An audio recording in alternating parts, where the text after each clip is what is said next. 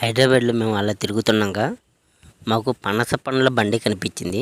పనస పండ్ల బండి మీద ఒక ప్యాకెట్ 20 రూపీస్ వరకు ఛార్జ్ చేయడం జరిగింది.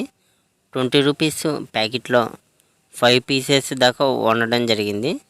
అలా వాళ్ళకి 20 రూపీస్కి 5 పీసెస్ వస్తే ఏమాత్రం లాభం ఉంటుందో కింద కామెంట్ చేయండి. అలానే 20 రూపీస్కి 5 పీసెస్ వర్తబులా కాదా కూడా కామెంట్ చేయండి. మీ ఏరియాలో పనస పండు ఎంత ఉంటుంది?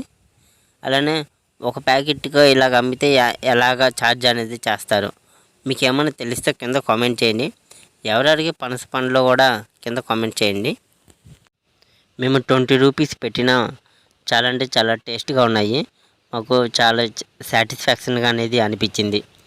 ఇంకా ఇలాంటి మరెన్నో యూస్ఫుల్ వీడియోస్ మీకు రావాలంటే మన ఛానల్ని సబ్స్క్రైబ్ చేయండి. Okay, thank you.